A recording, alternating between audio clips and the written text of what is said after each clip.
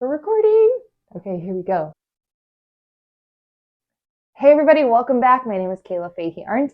I'm a career and leadership coach, and I love to talk about organization, mindset, planning, and career/leadership. So if you love any of those topics, definitely give the video a like and subscribe to the channel so you can never miss another video from me and hear about all the fun things going on. So make sure you watch to the end of this video. I have an awesome surprise for you or something to share. So if you like this video and this content, then you can keep up with the conversation and join me for a free thing that I'm hosting in a couple of weeks. So like I said, stick around to the end. So let's dive right into today's topic. We're going to be talking about our mindset when it comes to being organized at work and being a proactive leader. So let's just have this honest conversation. Grab a coffee, grab a beverage, depending on what time of day, you grab your own type of beverage, and let's just talk about this because I think it's something that we don't talk about, but we all are aware of it. So if you've ever tried to get organized in your work and things just feel like they keep piling on top of you, or there's too much work, or the plan is constantly changing, whatever it is, have you ever told yourself, oh, I just can't do this? I just really cannot get a handle on this. And my experience with other leaders that are usually very high performing in my mind, they are excellent at a lot of the things they do, but they care so much that they want everything they do to be 100% perfect or super refined and detailed and shiny and bright and their best work ever. And what I find is that when the quality of their work is 100%, or if they are quote unquote failing in whatever organizational system they've set up, is that they are their worst bully. So that's what I want to talk about today, that we are our own bullies, oftentimes in the workplace, around our organizational systems, around being organized, about being proactive. So we tell ourselves you know what, I've tried to be organized before with my email, but I just can't do it. There must be something wrong with me. There must be something wrong with me. I must be doing something wrong. Why does it seem like everybody else is able to do this 1,000 times better than me? Why does everyone else make it look so easy? Or maybe you've tried to create a system around the amount of papers or the amount of inputs that come into your work. So like I said, projects piling on top, more tasks being added to you and your team. And all of a sudden, you're feeling fine. And then all of a sudden you're like, why am I drowning? I just got organized and now I'm in a pit again and I just don't have the energy to climb out of it. Have you ever thought maybe I just need to start a brand new job and start over so that I can just metaphorically clear off this table and be done with this shiz. Need some coffee. I get that. I've been there and I've witnessed other leaders do that. We are our worst bullies. So I think when we start to think about our organizational systems, there's a little piece that's missing, which is why we keep getting stuck into these holes. Actually, there's a lot of things that is missing, and I'm going to teach on these on my channel and in that upcoming free training I talked about that I kind of peeped at the beginning of this video. But the biggest thing, I think, just to start out, is having the right mindset to know that, yes, you can sustain your organization changes and the things that you want to do to be more organized and proactive. And how do you do that? And one of the big ways you can do that is by having some sort of North Star that can be sort of your compass for the direction you're going when it comes to organization, or why you want to sustain the behaviors of the new systems you set up. So we really need to think about why we're doing the things we're doing. So I know people always talk about you need to know your why or your purpose for organizing. And so the answer to that is yes, but it can sound so cliche. So what I really want to challenge you today is, if you're trying to get a system, maybe you need to think about, instead of your why is going to help you maintain things so you can solve for the actual problems. Right? So what I mean by that is, ask yourself, what problems do I have today that I really, really need to solve? And then we can solve those problems and create our why and purpose statement around sustaining so that those problems don't keep happening. So let's do like a little, we don't have to do like a visualization, but let me just list off a couple examples, right? So a problem could be that you've got all this work coming in and maybe the solution or the thing that's missing is you don't have a system for vetting the things that come in and like adding them to what's currently happening and then making decisions as to like, this is too much work, what needs to come out. There's no input and output system.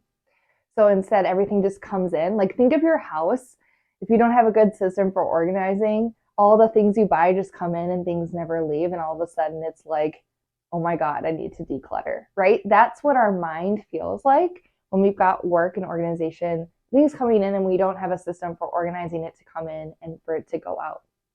Maybe the problem is that you are so burnt out and exhausted that you have nothing left energy-wise when you leave work for you, let alone everyone else in your life, right? So if you have a kid or a partner or a pet or friends, any type of life after work, maybe the problem is that I am so overwhelmed and my energy is drained so much when I'm at work that I literally have nothing left to give.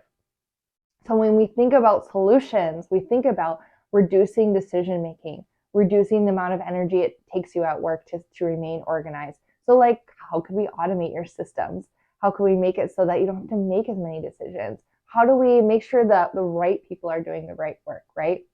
So instead of being a bully to yourself saying like, I'm a horrible mom, I'm a horrible friend, I don't have any energy, I'm like a terrible partner, it's no, we are our worst bullies. There's nothing wrong with you. And that's really what I want this video to be about. It's that there's nothing wrong with you. Making you organized, or let's say like the house analogy, having a clean home doesn't make you a good person. So being more organized doesn't mean that you are a good person. Being, a hoarder or having too much clutter and not being organized by default does not make you a terrible person. There's nothing wrong with you. You exist. Your tasks and to-dos exist. They are just being. It's our relationship with our work and with the fact that that thing has been sitting on our desk and staring us into the face and in our face, and we're wondering like, why haven't we had the energy or the willpower or whatever it is to just take care of that task? Why can I not do it? And all of a sudden we become our worst enemy. So I'm here to tell you, like, you can choose to do things differently and we can set up your systems to be more sustainable. It's very, very possible. So I want to leave you with two sort of mantras, if you will, about how to do this. They are actually very practical. And then I'll tell you about my free training, because I think if I want to dive deeper into this with you all, and I would love to talk with you all about this live. So the first one is good enough to move on. So I tried to look up who shared this, and there's a couple different people it's attributed to, so I wasn't sure. But it's GETMO, so GETMO, so good enough to move on. When we're thinking about the things we need to do, like I said, we've got these perfectionist tendencies, and we want everything to be like smooth sailing and polished. And therefore, sometimes that leads to what I've heard people call ostriching, which is procrastinating and like avoidance. And that creates a lot of issues for us, because if we keep doing that, at some point that work comes up to the surface and like smacks us in the face and knocks us down. And that's when we feel like we're in a hole and we're burnt out and we're overwhelmed and we're not going to be able to climb out of it. So I want to encourage you, if you are dealing with avoidance or procrastination, think about GETMO, good enough to move on. So here's a really good example. I heard on this, I think it's the Clutter Bug, I don't remember what YouTube channel, but she was talking about like her parents were coming to stay with her for the weekend and she needed to get all the kids' laundry done. And she also needed to wash the sheets because they were going to be staying in one of their beds in their house. She wanted her parents to stay on clean sheets, right? So it was like overwhelming, like, oh my God, I have 3 children or whatever, and I need to get all their things done and put away and everything washed. Plus I have to do the sheets. And she was avoiding it because it sounded overwhelming among all the other things she had to get done. And then she said, well, what would be like good enough to move on?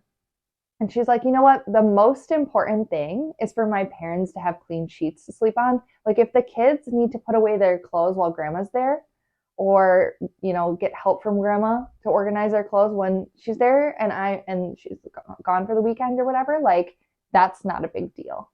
But I do want them to sleep on clean sheets that haven't been slept on by somebody else. So you know what? Now I'm just going to do one load. I'm going to wash all the bedding, put that back on the bed. Good enough to move on. I love that. So look at your to-do list, and are there like an amazing amount of things you need to do? Think about like what would be most important to achieve, and then even within those tasks, like what if I just did part of it? Instead of cleaning my whole house, what if I just like made sure that my surfaces were clean and my kitchen smelled good? What if I just did that? It feels so much easier now, and then everything else is checked off. Like, okay, and never mind, I'm not gonna mop all the floors. Like, it's just impossible. Good enough to move on. The second thing I want to talk to you is from Adriana Girdler. She's a project manager and she teaches people how to slay their projects. I love her YouTube channel. She has a TED Talk on being smart lazy. So she talks about the order in which we do things and how that matters in terms of feeling good, feeling productive, and feeling in alignment with our choices. So she tells this story of a woman who is so burned out for work. She's so tired. She comes home. All she wants to do is change out of her clothes. Her 8-year-old son's like, Mommy, Mommy, Mommy, I'm hungry. She's like, Babe, I can't deal with that right now. Like, I got to get out of these clothes. She goes upstairs, changes her clothes, notices her blouse has a stain on it. She's like, oh, I need to take care of this. It's a really expensive, important blouse. She goes downstairs, sees a mountain of laundry, does a load of laundry. She tries a treat stain her shirt, does that, come upstairs, her son's crying. He's like, I'm so hungry.